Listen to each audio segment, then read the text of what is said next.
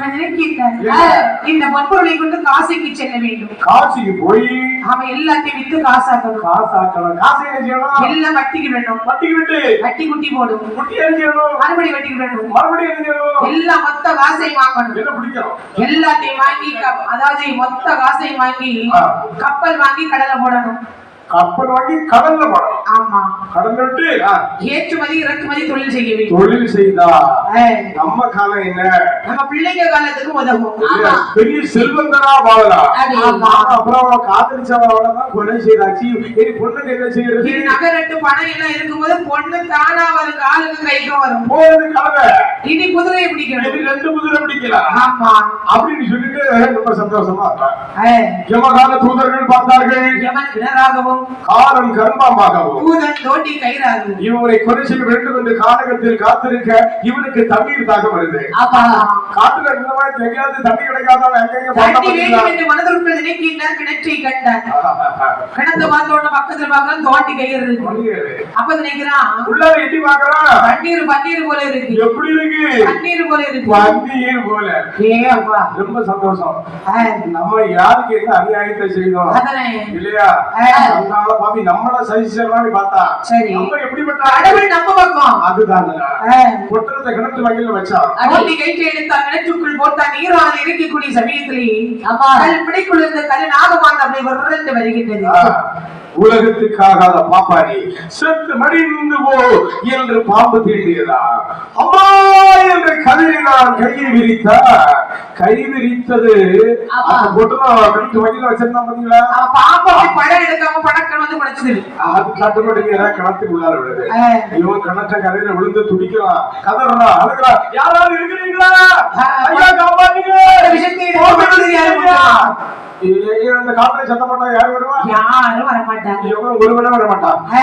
நாட்டுல போய் 4 பேரை கூட்டிட்டு வரலாம் அப்படின்னு சொல்லி எடுத்து வைக்கிறான். எழுதி ஓடுறத கேட்டு நிக்கிறான். ஆமா, பாம்பு அடிச்சா ஓடனா ஓடிப்படுவாங்க. யார் சின்ன உருப்பட மாட்டான்னு சொல்லி இவன் ஓடனா பாத்தீங்களா? உடம்பெல்லாம் கண்ணீர் ஒன்றா மாறுது. அவனும்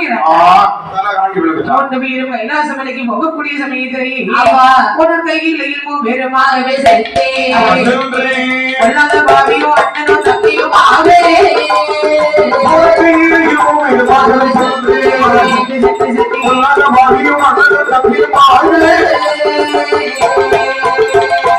ஆதிசீவனாக இருக்கும் பாவி அப்பனை நிறுத்தி சொன்னாரே.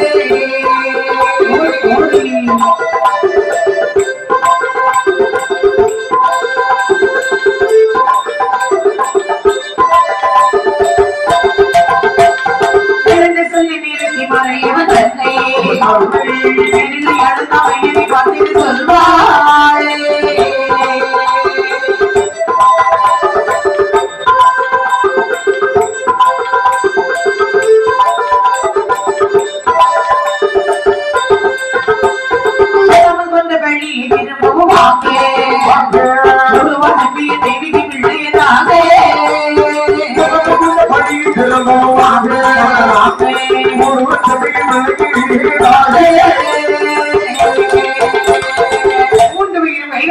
போகக்கூடிய சமயத்திலே பார்த்தார் பகவான் லட்சுமி திருவண்ணாமலை பக்கத்தில் விட்டு செல்லுகின்றார்.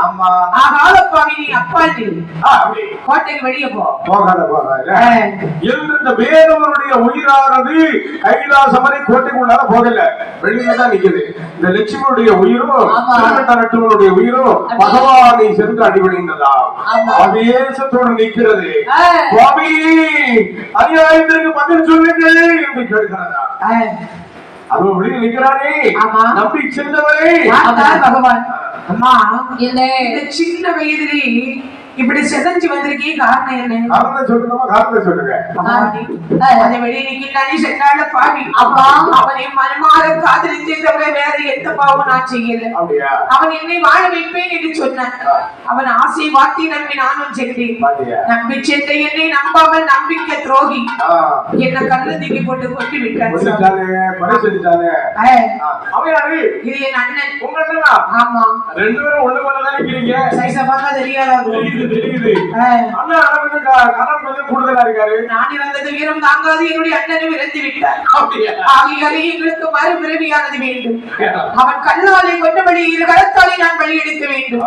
இந்த உலகத்தை எல்லாம் இயற்கை என்ன ஒரு இயற்கையாகவே பிறவி செய்ய வேண்டும். ஒரு தாய் வீட்டிலே அண்ணனும் தங்கையுமாக எங்களை பிறவி செய்ய வேண்டும். ஆகட்டும் ஆகட்டும் நான் நினைத்ததெல்லாம் எனக்கு வரமாக அமைய வேண்டும். என்ன பொருள் கேட்டாலும் கிடைக்கணும். என்ன கேட்டாலும் கிடைக்கணும். அமைதி என்று இவர்களை சாந்தப்படுத்தி சித்திரபுத்திர நயினார் அழைக்கிறார்.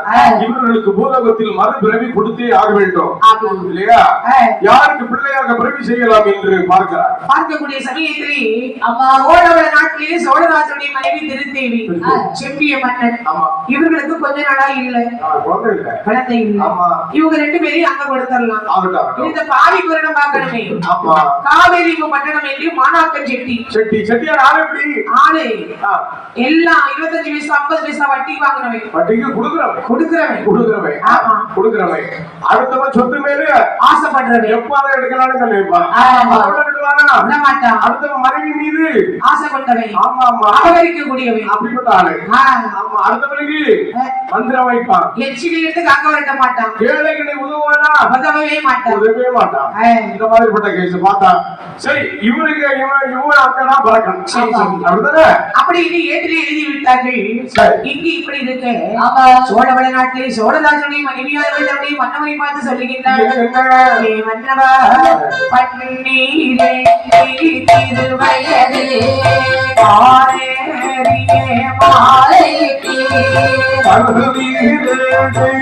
திருவயது பாரேறிய மாலைக்கு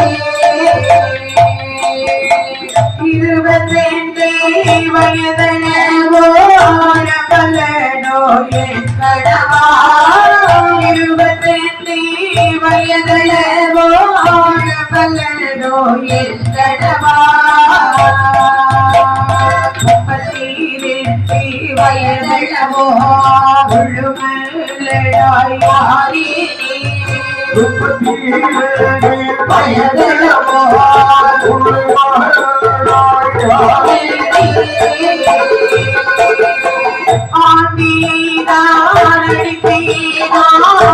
கொடிமை செய்தேனோ